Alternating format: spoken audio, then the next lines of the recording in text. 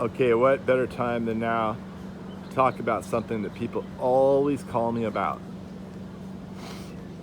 Excuse the shirtless attire, but I'm on vacation.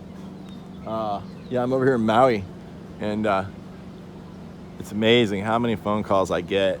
People who, after they go on vacation, they're like, "Hey, we want that big thing that looks like a banana, that's like a big fan, spreads out. You know, we don't know the name of it." Or, of course, I always know what they're talking about the very moment they explain it. You wouldn't believe how many explanations I get from people who are like, "Hey, Gary, this plant's green, it's bushy. What is it?" I really want one. Can you get one for me?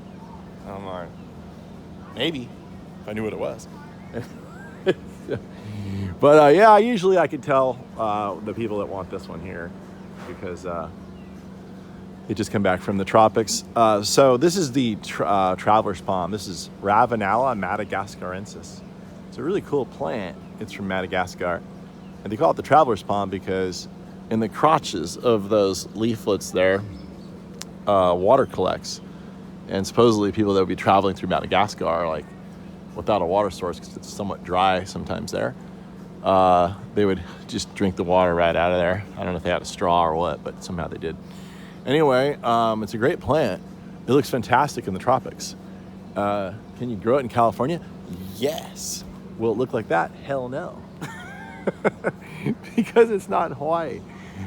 San Diego, you can get away with growing these things, maybe under ideal conditions in LA and, you know, on the Southern California coast, where there's no wind.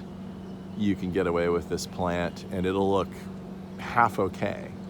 It won't look like this. I want someone to show me one like this in California that looks that good. I don't think they're there. But anyway, when you get up Northern California, I think I saw one once. It was in San Mateo, and it was like underneath a deck. There was a deck above it. There was a hot driveway below it. It all faced south, and I'm like, well, it was a young one. And anyway, it didn't, well, I don't know. I got to go back. It might still be alive, but I bet you anything doesn't look good. So what you really want to get is giant bird of paradise. You guys might know that. It looks very similar to this. You can even trim it like this. A lot of times they trim these trees. You see, this is a multi-stemmed plant naturally. So you've got 3 or 4 of these coming up. Got some babies coming up from the bottom down in here. You can follow them down. You can see the leaflets in there.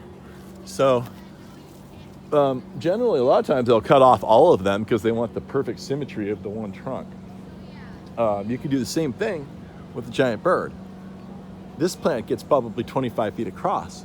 Giant bird only gets maybe 12 to 15 feet across. But you can get the same effect. The giant bird does great, but the Ravenala is just too tropical of a plant to really thrive in the Bay Area.